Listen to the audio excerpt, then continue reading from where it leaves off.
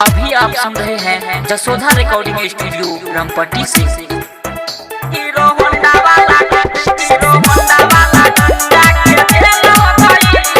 Music by DJ Umesh.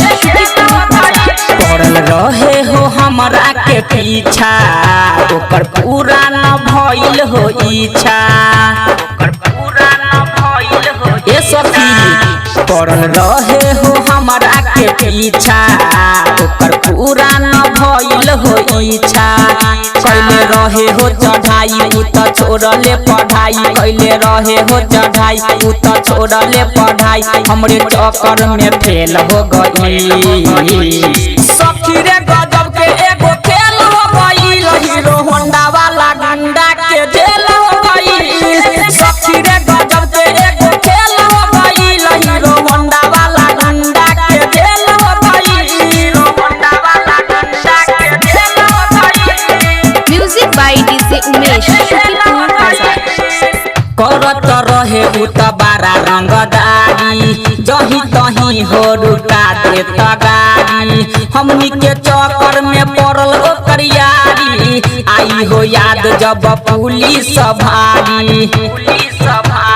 ए सखी करत रहे उ त बारा रंगदारी, जही तही हो रुका दे गाड़ी। हमनी के चक्कर में पड़ल ओकर यारी, आई हो याद जब पुलिस भारी।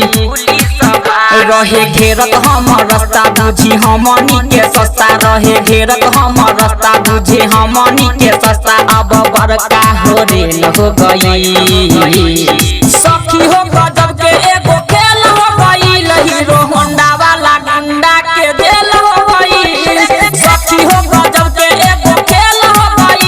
हीरो होंडा वाला गुंडा के जेल हो गई। Music by DJ Umesh. Writer Rasoti Lal रहे ओकर नाम हो, करत रहे गलत बारा काम हो। जब जब निकलत रही हम बहरी, पीछा करत रहे सुबह शाम हो। राइटर रसोती लाल रहे ओकर नाम हो, करत रहे गलत बारा काम हो।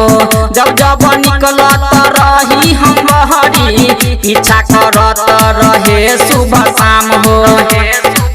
अजय अकेला के संग करेला खूबे उमंग, अजय अकेला के संग करेला खूबे उमंग। अब बड़का झमेल हो गई सखी हो, गजब के एगो खेल हो गई। हीरो होंडा वाला गुंडा के जेल हो गई सखी हो, गजब के एगो खेल हो गई। हीरो होंडा वाला गुंडा के जेल हो गई। पड़ल रहे हो हमरा के पीछा, ओकर पूरा न भइल हो इच्छा।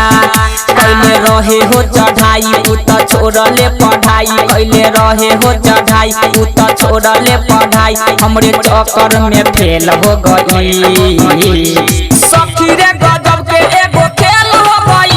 हीरो होंडा वाला गुंडा के जेल हो गई सखी रे, गजब के एगो खेल हो गई। हीरो होंडा वाला गुंडा के जेल हो गई। Mix by सोतीलाल।